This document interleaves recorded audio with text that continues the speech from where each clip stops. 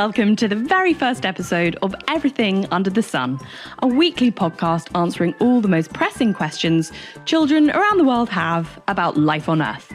My name is Molly, and each week I'll be answering questions sent in to me by children. If you're listening, what questions do you have? What would you like to find out? Now you have a place to go to find answers to all the things you would love to know. Just send your question in to me and I'll answer it for you. Sometimes I'll ask the help of an expert.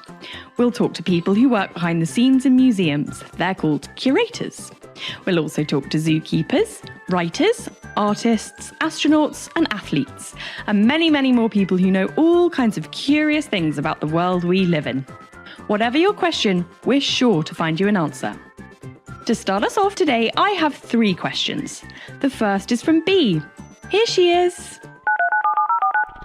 My name's Beatrix, and in the morning I'll be 5, and I love swimming, and I love asking questions.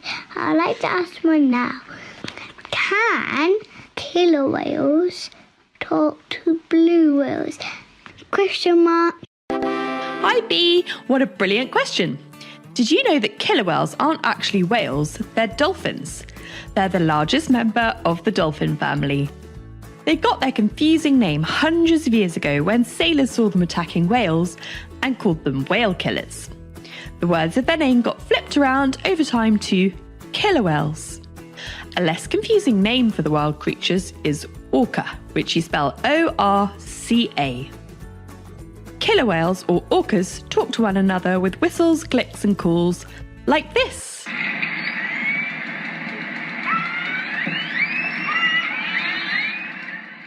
Whereas blue whales sing very loud, deep songs that can travel for thousands of miles through the oceans in search of other blue whales who might be listening.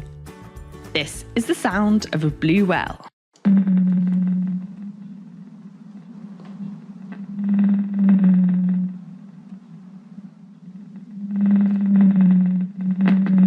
As you can hear, killer whale and blue whale languages sound really quite different. So it's hard to imagine them being able to talk to one another. I think it would be a little bit like if you, Bee, tried to talk to a sheep. Even though you could try, they probably won't understand what you're saying. One other interesting thing about killer whales and their communication is that they live in groups all over the ocean, and each group has their own kind of language. So on their travels, a blue whale might bump into killer whales near Iceland speaking one language, and another group of killer whales in the Antarctic speaking something completely different. I hope that answers your question, Bee. If you have a question you would like answered, like Bee, do send it in to me at molly@everythingunderthesun.co.uk. You just need to ask an adult to record it for you on their phone and then email it over to me. Thank you. Our next question comes from Finn, who, like Bee, is also interested in killer whales. But Finn has a question that's more to do with what they look like. Over to Finn. My name's Finn, and I'm 3, and I like killer whales. Why do killer whales have white patches by their eyes? Hi Finn, thanks for sending me your great question. As you notice, killer whales, also known as orcas, have white patches just above and behind their eyes. They're known as eye spots. No one is totally sure why killer whales have eye spots, but there are a few people who have their own ideas about this. The most popular idea is that killer whale eye spots protect their actual eyes by providing a false target.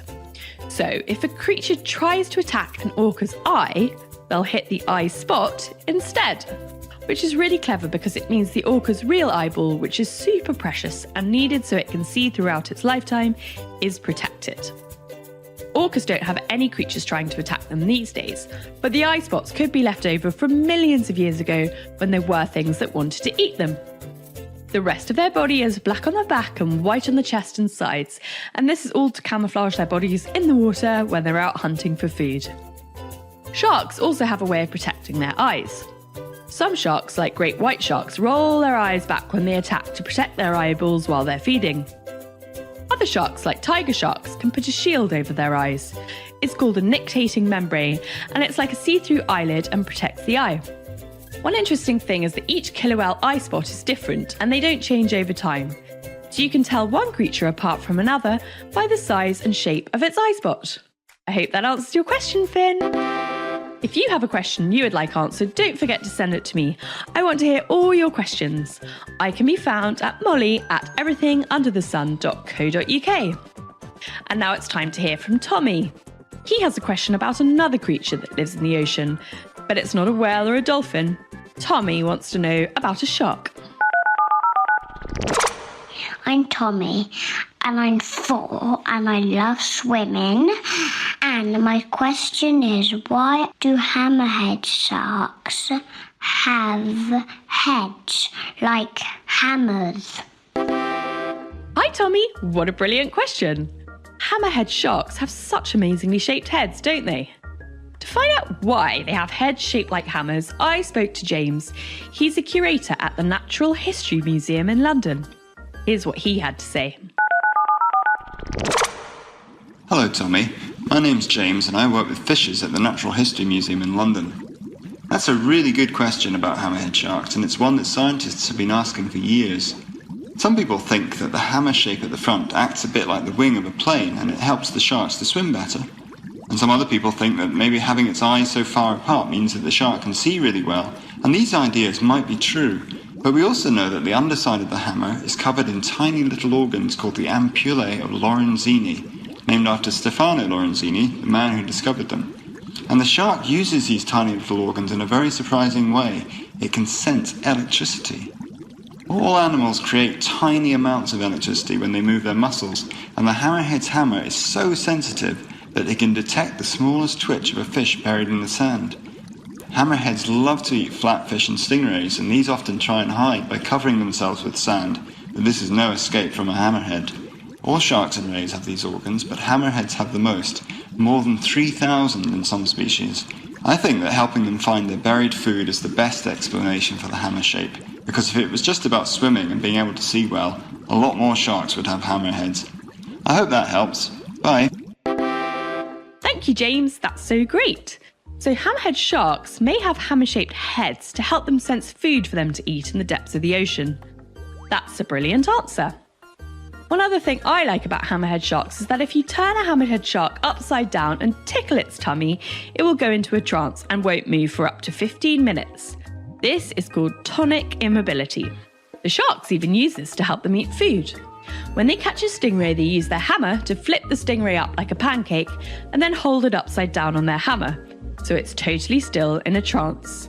And then, when the shark feels like eating the stingray, it can be easily gobbled up. So many uses for a hammer-shaped head. I hope that answers your question, Tommy. Okay, that's our 3 questions. Next week we'll be talking about rainbows, so I'd like to know what's the most interesting thing you know about rainbows. I'll play the best fact on next week's show. Okay, thanks so much for listening. Big thanks to Bea, Finn and Tommy for today's questions about underwater languages, eye spots on killer whales and heads shaped like hammers. A big thank you to Ash Gardner at House of Strange for the theme song and Audio Networks for all the lovely incidental music we use this week. I'll be back next week to answer more questions from children around the world in another episode of Everything Under the Sun. If you have a question you would like answered, just ask an adult to record you asking it. Tell me your name, your age, and a bit about yourself. And then ask me the question and ask an adult to send it in to me at molly@everythingunderthesun.co.uk. Thank you and goodbye.